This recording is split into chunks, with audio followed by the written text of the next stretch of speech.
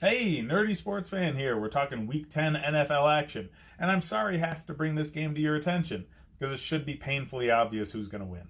We have the Miami Dolphins uh, rolling dumpster fire, getting pushed into Indianapolis to get their clocks cleaned by the Indianapolis Colts.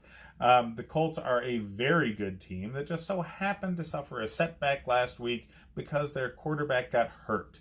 I don't care who plays quarterback for them, okay? If Frank Reich decides to go out on the field and play quarterback himself, he will still beat Miami handily. Miami's terrible, okay? They are terrible by design. They have a good coach. Flores is proving to actually be the right guy to steer this ship, but they have no talent on the roster. They have traded most of it away. That's what happens when you're tanking. They're doing this intentionally to get a top quarterback. They don't want to look like they're doing it intentionally. And oops, they won a game last week. Now they're not guaranteed the number one pick. Now that's going to Cincinnati. And, they might even lose out even more position to the likes of the Jets and Washington because those teams don't have good coaching. They don't. And Miami actually does. I mean, Flores has this team playing hard.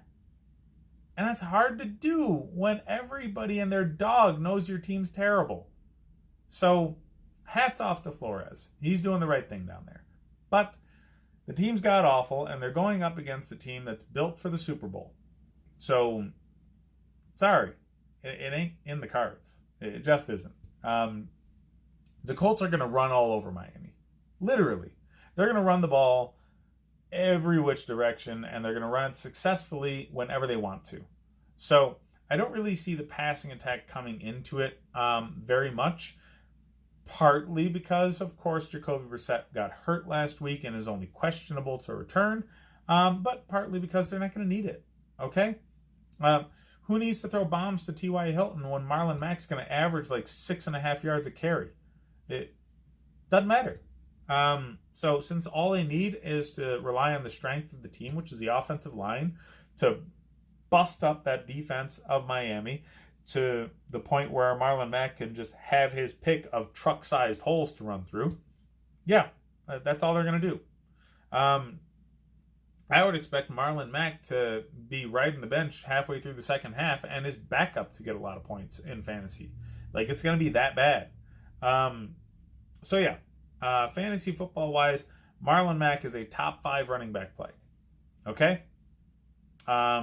Needs to be in your lineup. T.Y. Hilton a little hurt. Quarterback a little hurt. Don't start a passing target for the Colts.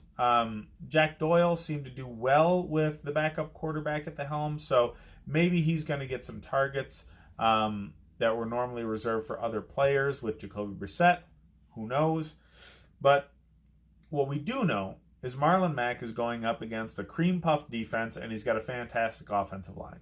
So that's the play.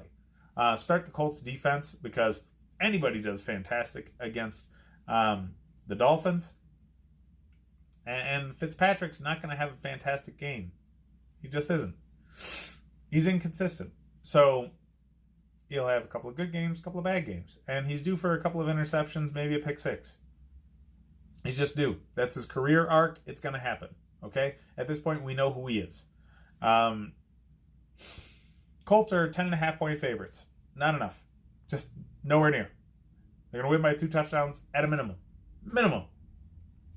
Bet the Colts all day. Start their defense. Start Marlon Mack.